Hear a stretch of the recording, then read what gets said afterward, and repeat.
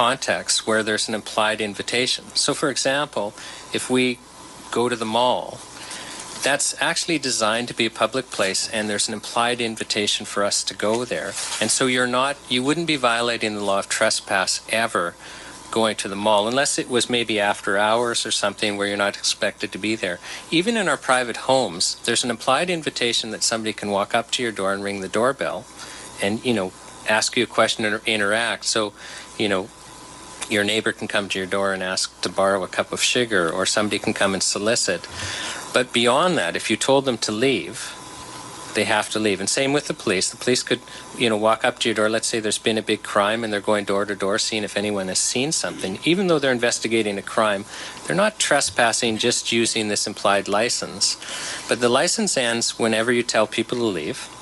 So if you told the police, I'm sorry, I don't want you on my property, please leave. At that point, they have to leave. At that point, any private citizen has to leave. This implied license is now withdrawn, and you're liable for trespass if you don't honor it. The way I read Section 20 sub 4 is if I told a Health Canada inspector to leave my private property, that they are exempt, and anyone accompanying them, to assist them is exempt. What are you defining as private property? Well, that could be, it's very broad. It could be commercial property where there's not an implied license for you to be there, and you've now... A manufacturer of toys, for instance? Well, you see, I think under... No, I'm asking you. No, it's a good question. Let him answer the question. No, and I think it is important to understand. You see, under 20 sub 1, they're exempted certainly to go on commercial property to check for compliance under the Act. So even that alone, I think, would exempt them from the law of trespass. And as I say, that the first part of Section 20 is a very common type of wording and very common type of power, because we actually want inspectors under regulatory regimes to be able to go and check for compliance, or the system breaks down.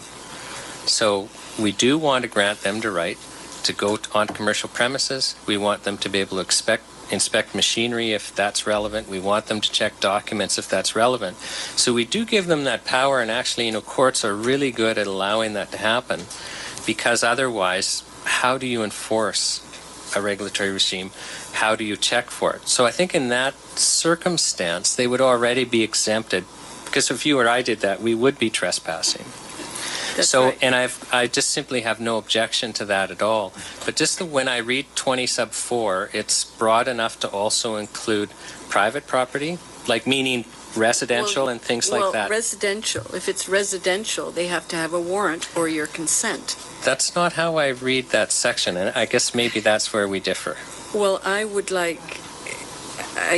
can you give me concrete examples of something other than residential property that you consider private property, that's not a shopping mall, not a manufacturer?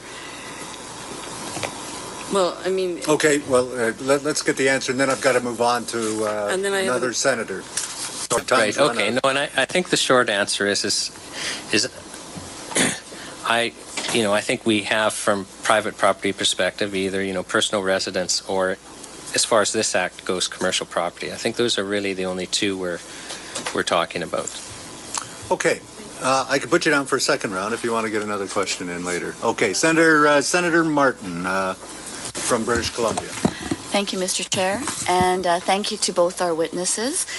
First, Mr. Buckley, I'm going to begin with the question which you asked during your presentation, which is it in the best interest of Canadians? So to look at this Act, and my questions are coming from that place of wanting to really find out, is it in the best interest of Canadians? So I, too, am not a lawyer, but I am a parent, and I was watching CBC News yesterday, the National with Peter Mansbridge, and the recent case at this time with the drop side cribs, and a mother who at this time cannot afford to buy another crib because they are very expensive, and having a baby that is in this crib that at this time she's using a temporary playpen, but that these cribs that are very dangerous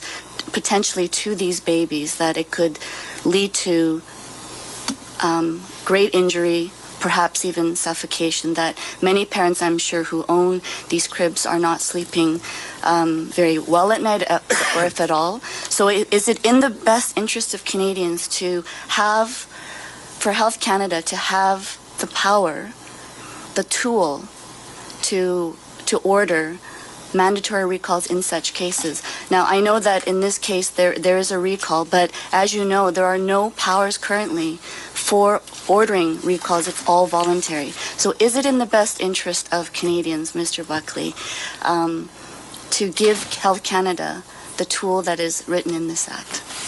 Okay, just so I understand your question, are you limiting it to recall, or do you want me to answer it a little more Well, I'm broadly? focusing right now on recall because I know that there is no, that power does not exist in the Hazardous Products Act, which you cited as being sufficient. But my question is it in the best interest of Canadians to have this Act that is, about 40 years old and has not been modernized without Health Canada having the power of recall? So what is your opinion about what's in the best interest of Canadians, which is the question you asked? Right, which is kind of interesting, because even when I look at the Consumer Protection Act, it has ministerial powers which seem to have been borrowed from the Hazardous Products Act, where the minister can make an order.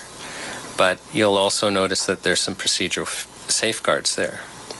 And there's a couple of different issues here, and it's actually perhaps a good thing that this is involving consumer safety, because it's very difficult actually to resist consumer safety.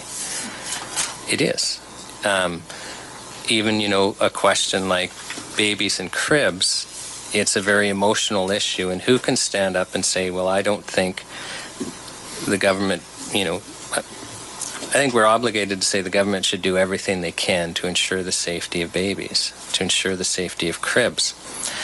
Does that mean that we cannot regulate things like crib safety, that we cannot protect babies without involving the court when the state is going to take control over private property? That's the question, because you haven't heard me criticize consumer safety.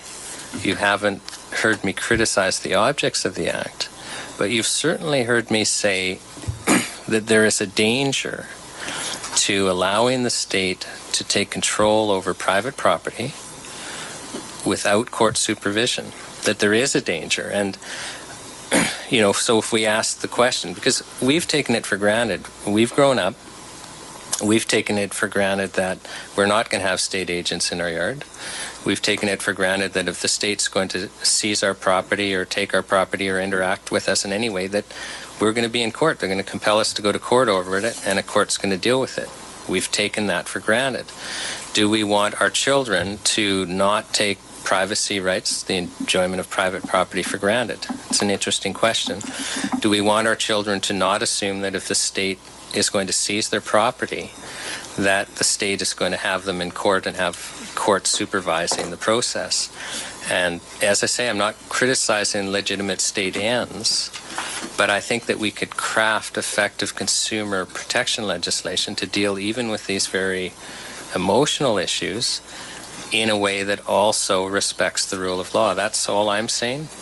And well, it's sorry. Yes, and thank you for your explanation. I guess I would disagree with you in terms of the powers that are written in this Act for the minister, for the inspectors, in situations where it requires very urgent response, and when it comes to the lives of consumers, and especially our most vulnerable, and in this case babies, that what we've also heard from different witnesses is that Health Canada has a record of trust and collaboration and the confidence of various groups that have worked with them.